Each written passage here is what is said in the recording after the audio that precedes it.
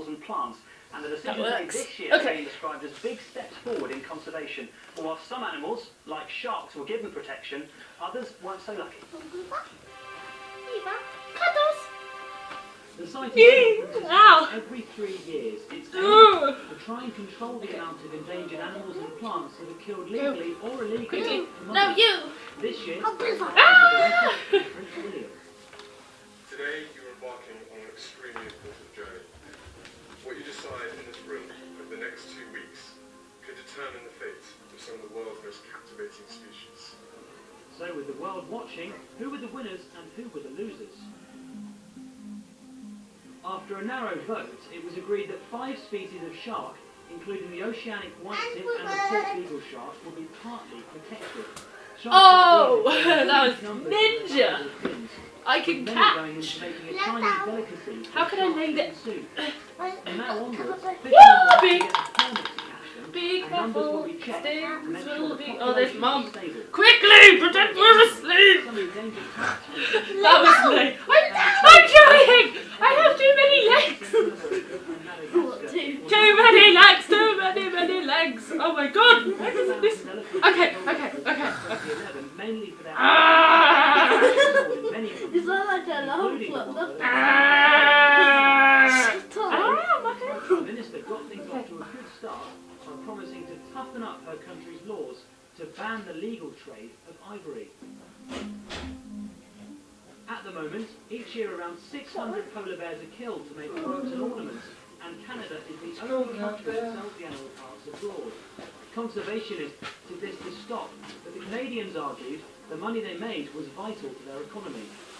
The biggest sponsors were poachers, the people who they sell to, as a new global team of enforcers and experts is being set up. The wildlife incident support teams will be sent to countries that need help, and it's hoped this will go some way to backing up the laws and rules that the CITES countries decided upon.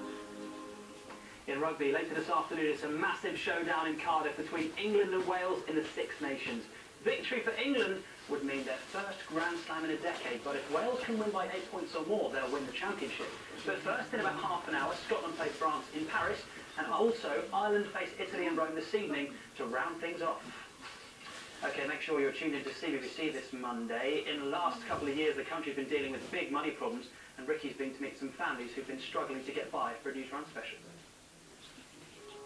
Some kids living through the worst economic conditions in decades have seen their parents really struggle. My dad came home one night and he told me one day he lost his job, and then he just stood crying. And for others it's meant losing the family home. He just said to us, "We're going to have to move out." See ya.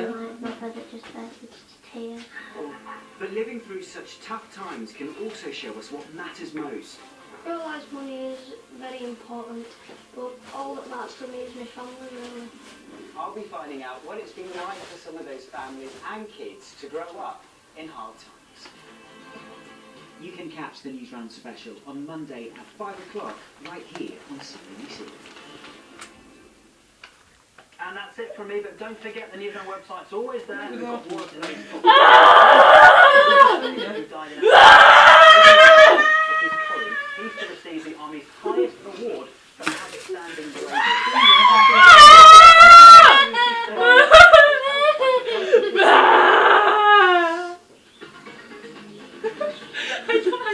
Shh, go to sleep. She bent over to the camera.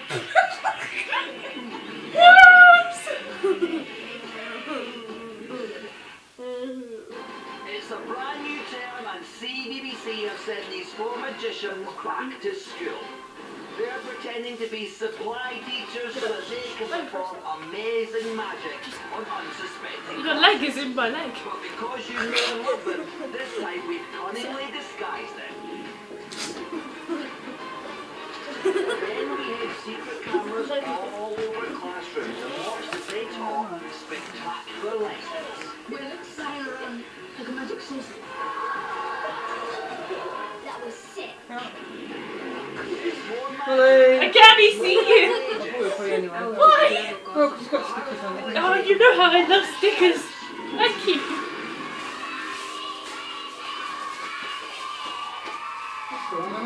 Hello, it's me Ian, we're back to school for a new Yeah. term. It's hell. Bristol, like before.